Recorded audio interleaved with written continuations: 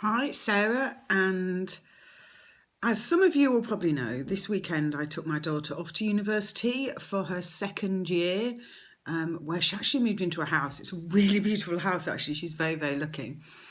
And as I was driving back, it began to dawn on me how absolutely rubbish parenting is.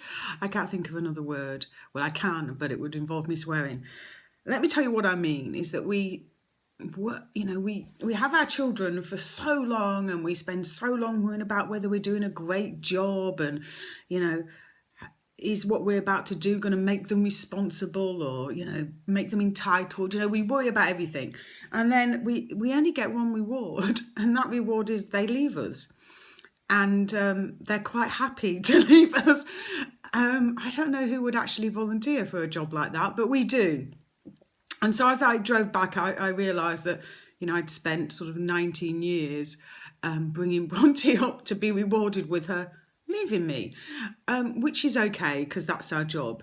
And then I started to think about how many parents I talk to and how often they're so focused on something really, really tiny. And is their child doing this? Is their child doing that?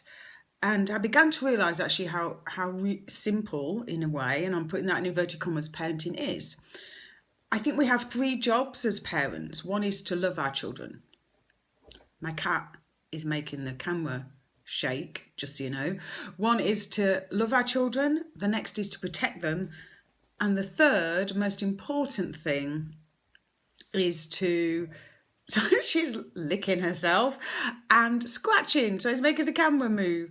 And the third and most important one is to set them free and teach them to be independent. So we have to love them, we have to protect them, and we have to set them free and teach them to be independent. It's that simple. My sense is we've all got love sewn up, although there might be times that you think, not so sure, but anyway. And as I started to look at all the things that parents come to me for, I realised that actually most challenges in every home are a challenge between protection and freedom. The child wanting some sort of freedom, and the parent thinking that not giving them their freedom is protecting them. But actually our job is to set them free. So whatever challenge that you are dealing with at the moment, I want you to look at it from a perspective of your child wants freedom, I want to protect them. How can we make this work? Because ultimately, the aim is to set them free. So the freedom has to take precedence when it can over the protection. I'm certainly not saying we ever put our children in danger. Of course, I'm not saying that.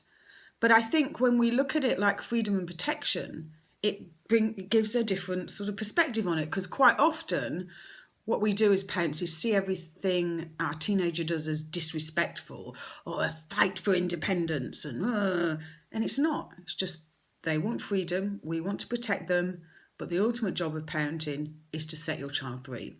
So I hope that helps. Any questions, please do let me know. Just thought this was an interesting perspective, so I wanted to share it. I'm now going to kick my cat off the table.